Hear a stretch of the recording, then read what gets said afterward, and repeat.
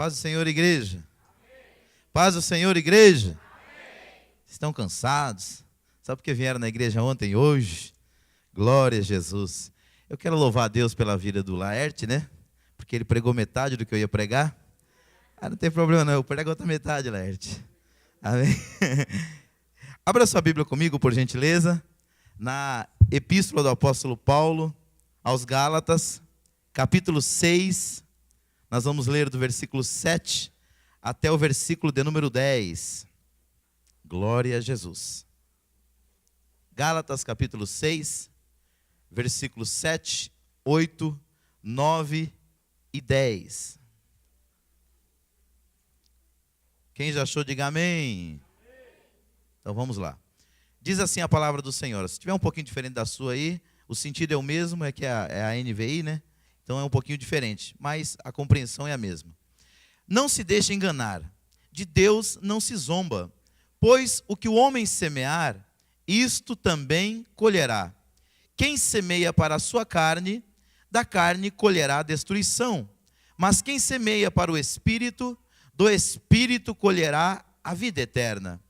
E não nos cansemos de fazer o bem, pois no tempo próprio colheremos, se não desanimarmos. Portanto, enquanto temos oportunidade, façamos o bem a todos, especialmente aos da família da fé. Amém, igreja? Diga assim comigo: a lei da semeadura é uma lei inexorável. Deus abençoe. Pode sentar e aplauda o nome do Senhor Jesus. Aleluia.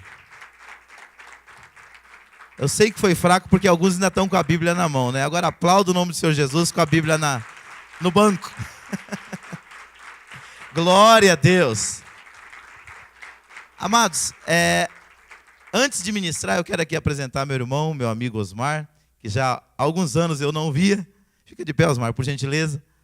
Osmar é um amigo de longa data e ele está chegando lá da Moca, não é isso? Por isso que ele chegou um pouquinho mais tarde.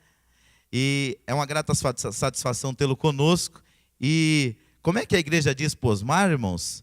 Seja bem-vindo em nome do Senhor Jesus e volte sempre, se gostar, fique com a gente. Amém? Deus abençoe.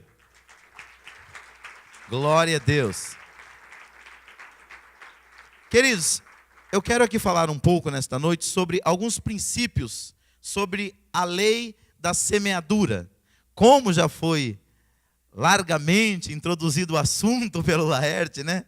Então, eu vou ser mais enfático aqui e não vou demorar na minha introdução. Mas o que eu queria deixar claro para toda a igreja é que quando eu falo de lei inexorável, é algo que não tem volta. Por exemplo, a lei da gravidade é uma. Se dentro desse ambiente aqui você jogar qualquer coisa para cima, a lei da gravidade vai obrigar isso a descer. A não ser que seja mais leve do que o ar, né? Caso contrário, você jogou, vai ter que cair. Isso é uma lei inexorável. Você quer ver uma outra lei inexorável criada pelo próprio Deus? Ele disse que nunca mais destruiria a terra com água. É uma lei inexorável. Às vezes nós vemos alguns bairros aí cobertos de água, mas a terra nunca mais. Uma outra lei inexorável do próprio Deus é a questão dos dias. Desde a criação, nunca houve noite, já diz aí o poeta Carlos Alberto, né, que pudesse impedir o nascer do sol e a esperança. É por isso que o salmista Davi, lá no Salmo 30, no versículo 5, ele disse assim: o choro, ele pode durar o quê? Uma, mas a alegria vem pelo amanhecer. Por quê? É uma lei inexorável de Deus. Ele também ordenou, né? É bem verdade que o homem, quando coloca a sua mão, quando ele interage no meio ambiente, ele muda muita coisa, mas em regra geral, existem 4 estações que tomam conta do ano, né? O outono, o inverno, a primavera e o verão. Foi Deus quem determinou isso aí. Então, aonde não há a interação do homem com a natureza, essas estações, elas acontecem de forma perfeita. Por quê? Porque Deus determinou. E a lei da semeadura também é uma lei inexorável, que a Bíblia trata dela do Gênesis até o livro do Apocalipse. E quando nós olhamos para a Escritura Sagrada, nós vemos que esse texto que nós acabamos de ler, que está na carta aos Gálatas, dentro aqui da exegese do texto, nós entendemos que o texto fala de quê? Salvação, fala de vida eterna. O apóstolo Paulo, escrevendo a estas igrejas, não era uma, eram várias igrejas ali na Galácia, ele estava dando conselhos, por quê? Dentro dessas igrejas, estavam entrando doutrinas que eram alheias à palavra de Deus, alheias às doutrinas do Evangelho. Havia algumas pessoas chamadas judaizantes, que eles estavam tentando dizer para o povo, que para o povo ser salvo, eles precisavam aceitar a Jesus, mas tinham também que guardar a lei de Moisés. E ele começa a instruir a igreja, dizendo que não havia essa necessidade, que o Evangelho já era completo. Bastava você aceitar a Jesus, confessar com seus lábios, crer para a vida eterna, que você estava semeando em justiça, semeando no Espírito, e do Espírito se colheria a vida eterna. Porém, esse princípio aqui da lei da semeadura vale para todas as áreas da nossa vida.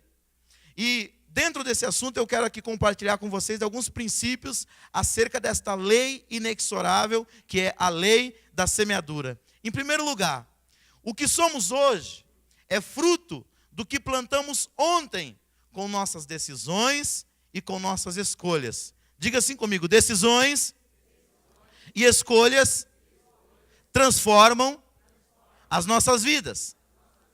Por que eu digo isso? Ontem nós tivemos aqui um trabalho muito abençoado, que foi o lançamento do primeiro DVD, o primeiro de muitos que virão, né, Anderson? Essa é a nossa fé, essa é a nossa esperança. O primeiro DVD do Ministério de Louvor Elim.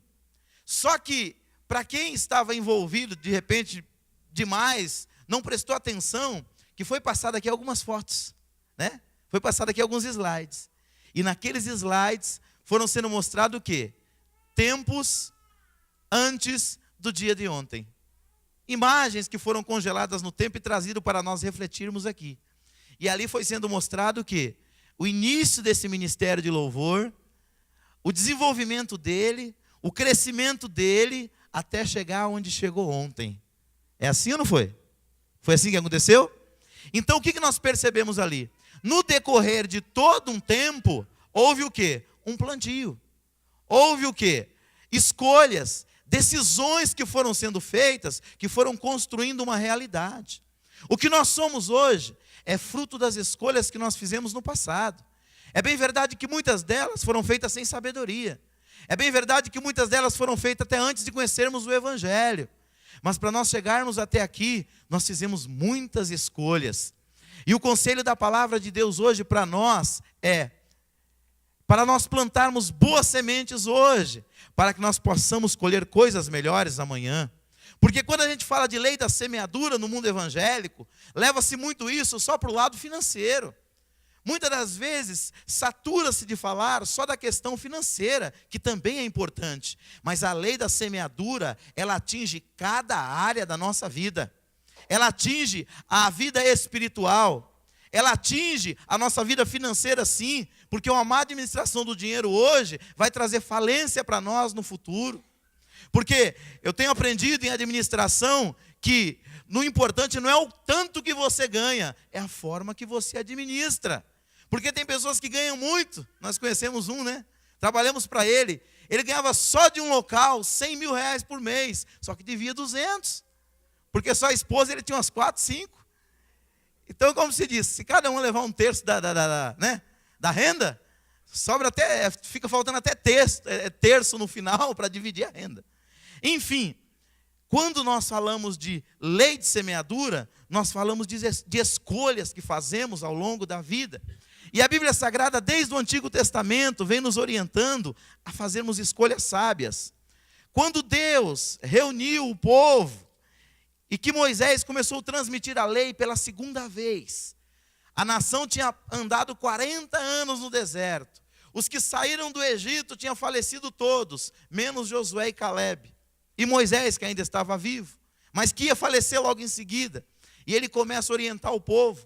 No capítulo 28 de Deuteronômio, ele diz assim, ó: se vocês obedecerem fielmente o Senhor, o seu Deus, e seguirem cuidadosamente todos os seus mandamentos que hoje lhes dou, o Senhor seu Deus os colocará muito acima de todas as nações da terra, e todas essas bênçãos virão sobre vocês e os acompanharão, se vocês obedecerem ao Senhor seu Deus. Ou seja, é um princípio.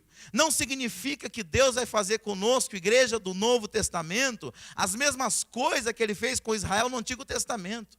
Havia promessas específicas, mas há promessas específicas para nós também hoje, para a igreja Elim também hoje, para o ministério de louvor também hoje, para o ministério de dança também hoje, para o ministério dos jovens profetas também hoje, amém, igreja?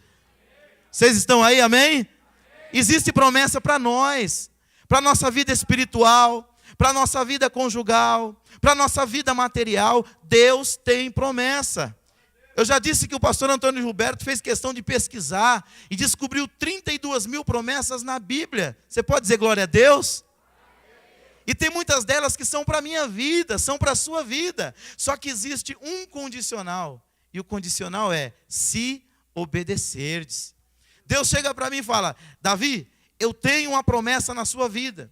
Você vai ser uma bênção nas minhas mãos. Eu vou te usar muito no campo da palavra. Aí sabe o que eu faço? Eu vou para a teologia do dedão, né? Aí o que eu faço? Toda vez que eu vou pregar, eu abro a Bíblia e escolho um versículo pela fé, né? O que vai acontecer? Nunca eu poderei ter um ministério profícuo. Deus diz para você: eu vou te usar muito no louvor. Aí o que acontece? Você vai cantando debaixo do chuveiro e vai treinando, né? E não sai disso. Mas se você se matricula numa escola de música, vai lá para a MEM, né? Começa a aprender algum instrumento, começa a ir para uma aula de canto. O que você vai fazer? Você recebeu um dom de Deus e você começa a fazer escolhas sábias, tomar decisões sábias, para que aquilo que Deus te deu vá desenvolvendo. Deus te deu um talento natural para administração. Não, mas eu administro aqui a minha bodega aqui muito bem, e ela está indo de vento em polpa. Vai lá para Ítalo estudar comigo lá, eu tenho certeza que Deus vai abençoar a sua vida.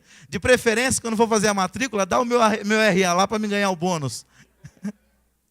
Mas o que vai acontecer? Você vai aprender a administrar melhor ainda. Ou seja, quando falamos de plantio, quando falamos de semeadura ou de lei da semeadura, o que somos hoje é fruto do que nós plantamos ontem, com as nossas decisões e escolhas. Segundo lugar, o plantio da boa semente geralmente envolve, sabe o quê? Sacrifício. Diga assim comigo: sacrifício. O que significa sacrifício para você?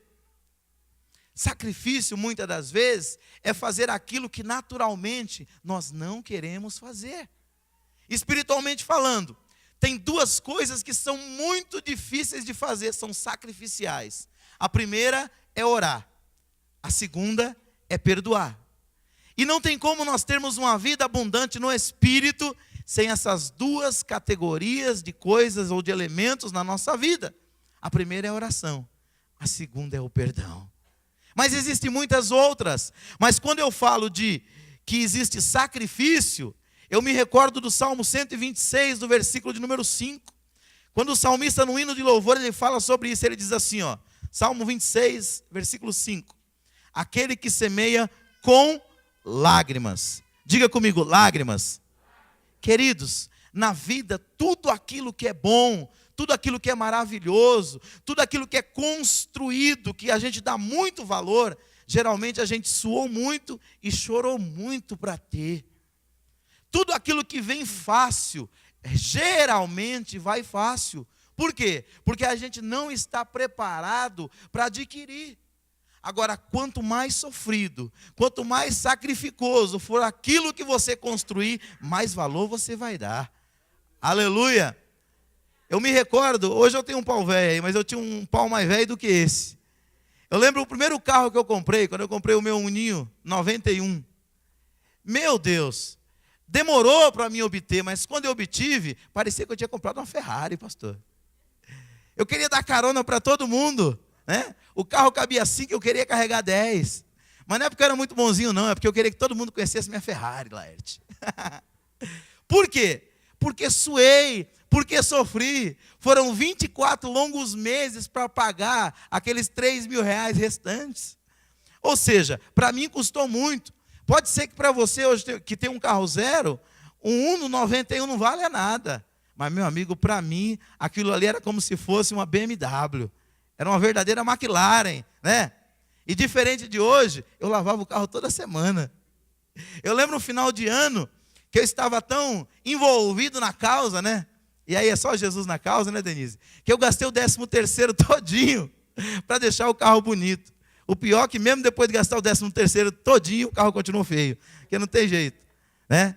Tem algumas coisas que não mudam. Mas o que eu quero passar para você é que tudo aquilo que é bom, é maravilhoso na vida da gente, geralmente envolve o quê? Sacrifício. E por que muitas das vezes a gente prefere viver uma vida de segunda qualidade em todas as áreas? Porque a gente não está disposto ao quê? Ao sacrifício. A gente quer a coisa de bandeja, né? A gente prefere a promessa do político, a gente prefere a mágica de alguns líderes religiosos, a gente prefere o milagre da tiazinha lá, que ora lá naquela casa e tudo acontece, e a gente não quer o caminho.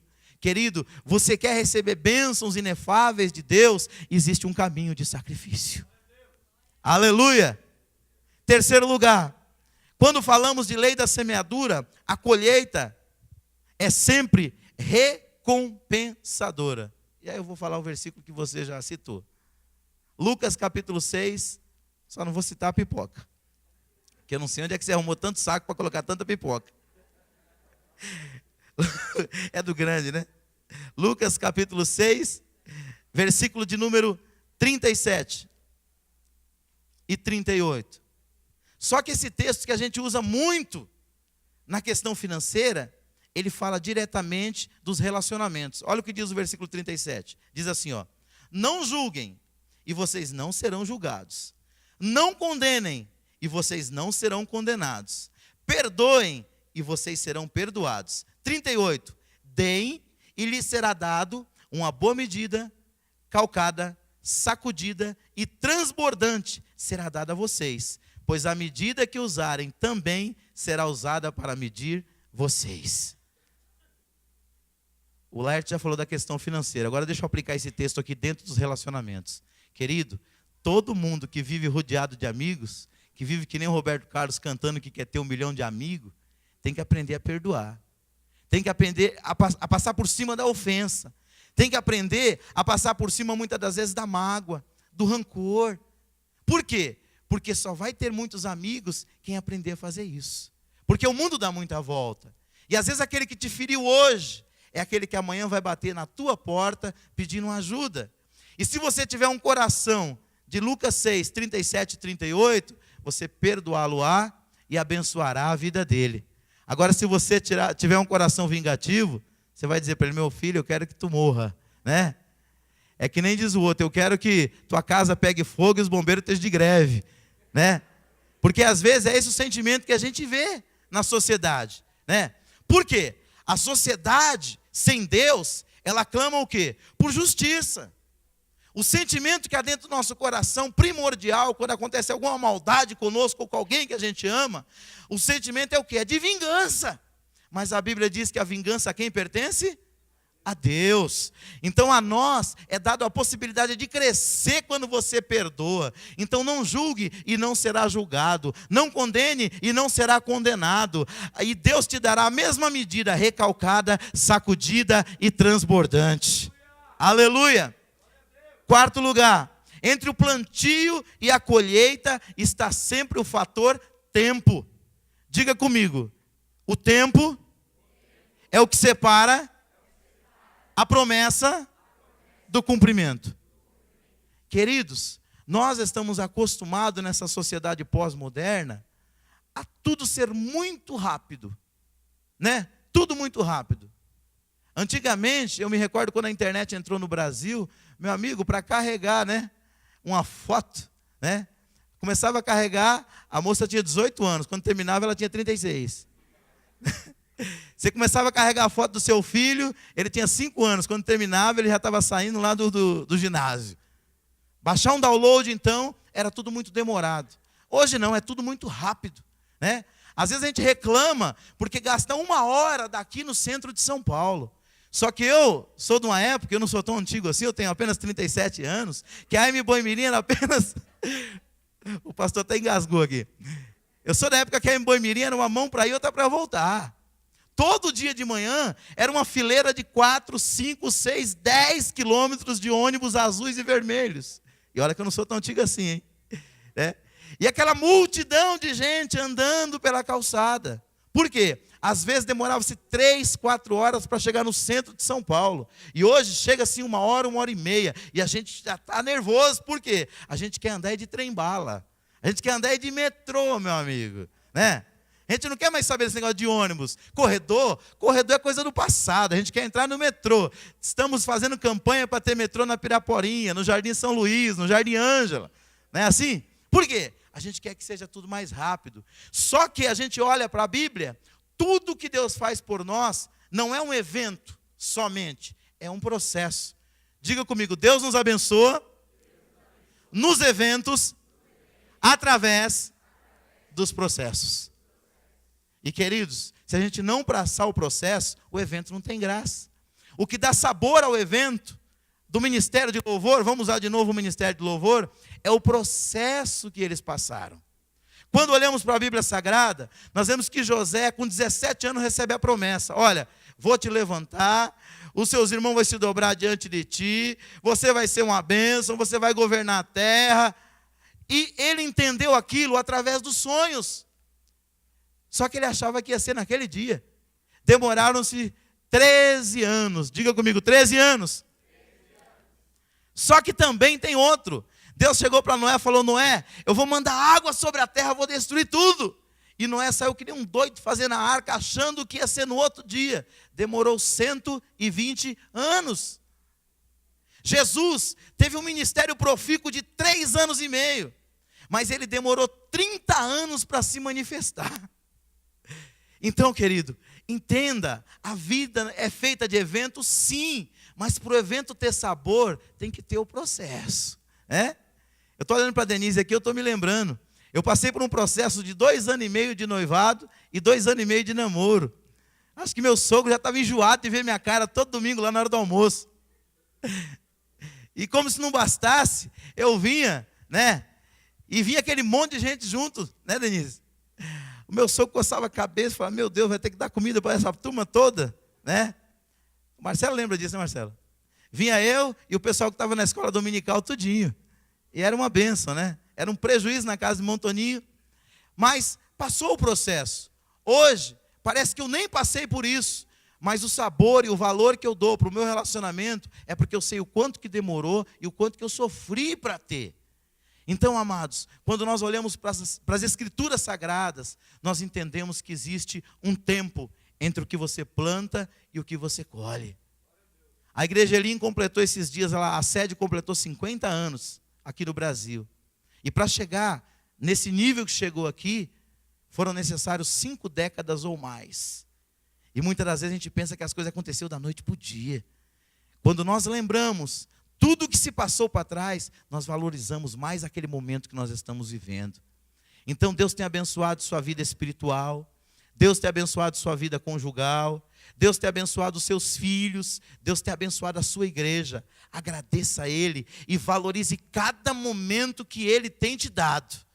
Porque se nós não valorizarmos, nós faremos como Esaú, que tinha a bênção da primogenitura, e quando estava com fome, o irmão de forma perniciosa trocou a primogenitura com ele por causa do quê? De um guisado de lentilhas. Eu até hoje estou tentando saber que raio que é esse de guisado de lentilhas, Diz que era tipo lá um ensopado, uma sopa, uma coisa do tipo. Mas, meu amigo, você trocar a bênção da primogenitura por um guisado, o que o inimigo tem oferecido para você, para te tirar a bênção de Deus sobre a tua vida? Questione-se aqui agora, porque Deus Ele quer livrar você desse buraco, desse precipício, desse abismo, porque Ele tem coisa muito melhor e muito maior para você no dia de amanhã. Levante a cabeça, despreze a fronte e continue na presença do Senhor, glorificando e adorando o teu Deus, porque o melhor de Deus ainda está por vir. Amém, igreja? Glória a Jesus. 5º lugar, tudo que se planta a colheita é multiplicada. Geralmente nós nunca colhemos na mesma proporção que nós plantamos. Quer seja bom, quer seja o quê? Ruim. Eu já vi os dois. E eu já experimentei os dois também. Eu já plantei coisa boa e já colhei coisa boa. E já plantei coisa ruim e já colhi coisa ruim. Mas eu só sei que a colheita nunca é na mesma proporção. Então, o cuidado nosso deve ser o quê? Como, quando, onde e de que jeito plantar. Porque por melhor que seja o nosso plantio, no futuro, melhor será a nossa colheita. Eu quero ler só um texto para a sua meditação, em Oséias, capítulo de número 8, versículo 7. Já estou terminando. Oséias, capítulo 8, versículo de número 7. Por favor, não procure no Novo Testamento, você não vai achar. Oséias, capítulo 8, versículo 7 diz assim, ó: eles semeiam vento e colhem tempestade. Você entendeu? Eles semeiam vento e colhem tempestade. A proporção da colheita é sempre muito maior do que aquela que nós plantamos. Deus, Ele quer abençoar a sua vida amanhã 10 vezes mais do que Ele abençoou hoje. Não estou falando de promessa sem fundamento, não. Eu estou falando de semente. Eu estou falando de nós hoje plantarmos o que queremos para amanhã. Talvez você hoje está estudando, trabalhando, cuidando de família, trabalhando em 2 empregos para pagar uma casa própria, ralando, tirando da boca para pagar um imóvel, mas você só vai perceber o valor disso amanhã. Talvez hoje você está negando a si mesmo, vivendo uma vida de oração, buscando conhecimento da palavra, está sendo muitas vezes criticado pela família e não entende tudo que você está passando. Você está plantando, mas existe uma lei inexorável de Deus sobre a tua vida. O que você plantar, você vai colher para a glória de Deus. O Deus que abençoou José, o Deus que abençoou Moisés, o Deus que abençoou Noé, é o Deus que abençoará a tua vida também, diz o Senhor dos Exércitos nesta noite. Se você tem cuidado dos seus, você tem cuidado da sua casa, da sua família, você tem colocado o seu lar no altar de Deus, você vai colher os frutos para a glória de Deus, diz o Senhor para alguém aqui nesta noite. Nós somos 8 irmãos, 2 mulheres e 6 homens. Houve uma época que só tinha uma na igreja, os 7 estavam desviados. Mas quando eu chegava no estádio do Morumbi de madrugada, a minha mãe estava de joelhos dobrados, chorando, semeando em lágrimas e intercedendo por mim. Os anos se passaram e os 7 voltaram para a casa do Senhor, para a glória de Deus. Eu não quero aqui dogmatizar e dizer que vai acontecer exatamente o mesmo com você. Mas eu quero te fazer uma garantia com base na palavra. A tua oração não é vã no Senhor. Porque a Bíblia diz que a oração do justo, ela pode muito nos seus efeitos. Porque a palavra diz, buscar-me-eis e me achareis, quando me buscardes de todo o vosso coração. Porque a Bíblia diz, clama a mim e responder-te-ei, anunciar-te-ei coisas grandes e firmes que não sabe. Porque a Bíblia diz, buscai ao Senhor enquanto se pode achar, invocai-o enquanto está perto. O Deus da Bíblia é um Deus que compraz em responder à oração dos seus filhos. Amém, igreja? Glória a Deus. Para nós terminarmos. 6º, Deus fornece várias sementes. Use-as com sabedoria. Por quê, irmãos? Às vezes a gente tem na cabeça que semente é só dinheiro. E as igrejas neopentecostais, elas são enfáticas em explorar essa questão.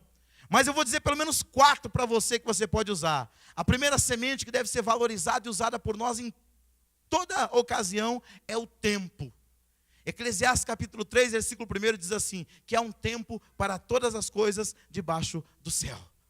Use sabiamente o tempo que Deus tem te dado.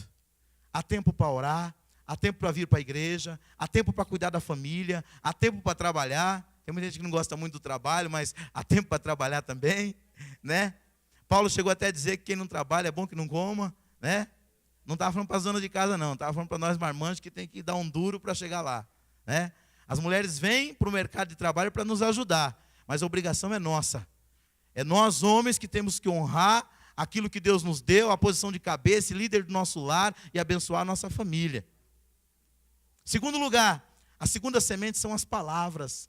A Bíblia diz que como maçãs de ouro, em salvas de prata, assim são as palavras ditas ao seu tempo. Porque eu vou dizer uma coisa, tem duas coisas que não voltam nunca mais. É surra dada e palavra dita. Quem apanhou nunca esquece. Eu nunca esqueço as surras que eu tomei na vida, dentro de casa e fora dela. Apesar que muitas delas ajudou a moldar o meu caráter, mas eu não esqueço.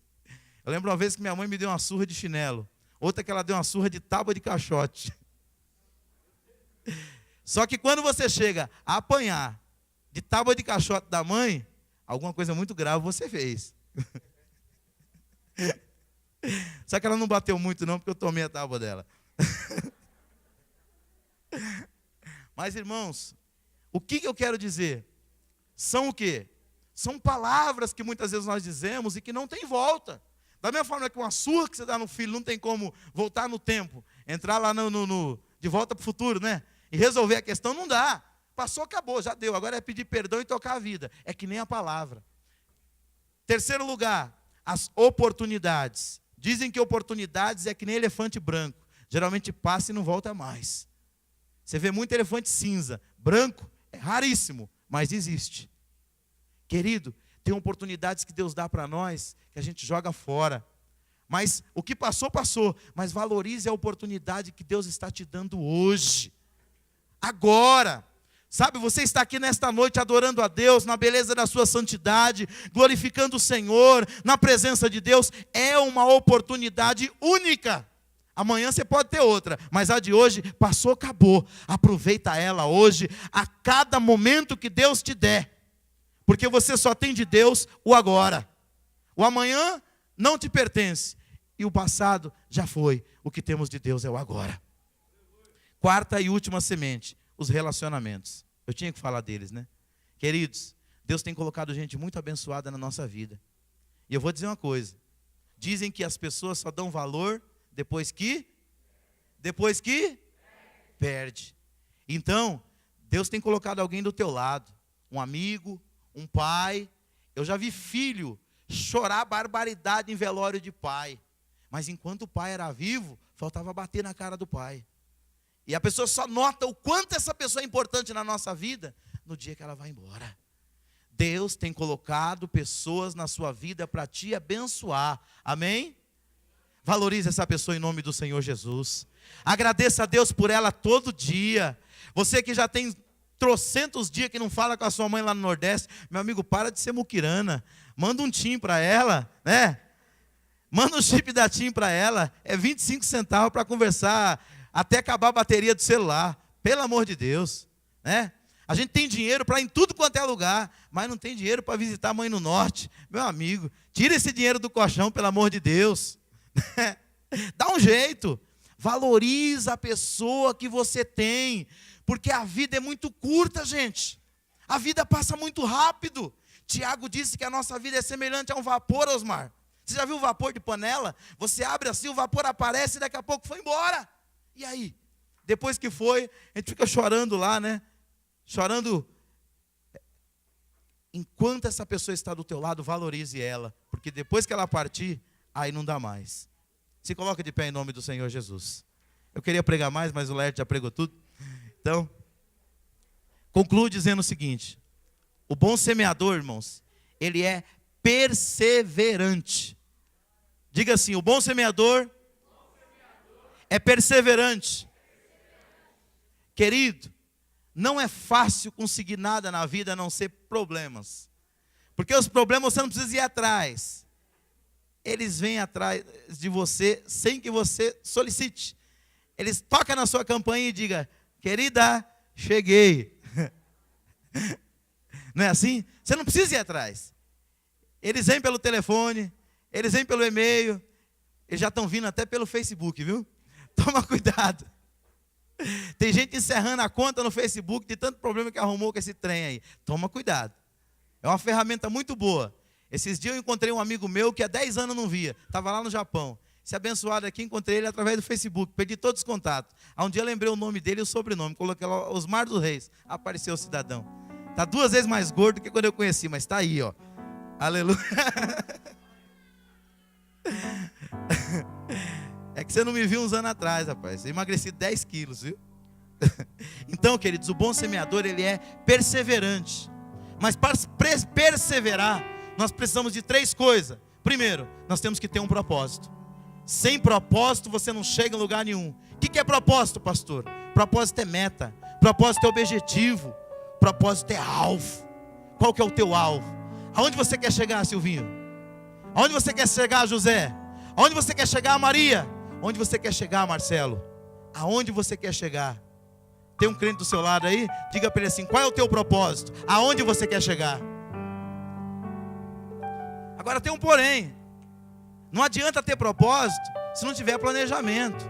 O propósito é o objetivo maior. Para chegar no objetivo maior, você precisa o quê? Passar pelos degraus. Os degraus são os passos, são as pequenas metas que a gente faz para chegar lá. E por último, tem que ter perseverança. Traçou o projeto? Persevera nele. Vai chegar muito obstáculo para frustrar os teus projetos. Eles podem ser espirituais, profissionais, conjugais. Vão chegar muitos obstáculos para fazer você parar, viu? Mas eu vou dizer para você, o Deus que você serve é maior do que qualquer obstáculo. É maior do que qualquer barreira. Só precisa que você persevere. Continue semeando. Porque em Marcos capítulo 4 diz que o semeador saiu a semear. A primeira semente que ele lançou caiu na beira do caminho. O corvo veio, levou embora. A segunda semente caiu no meio dos pedregais. Nasceu, mas depois morreu porque a terra era rasa.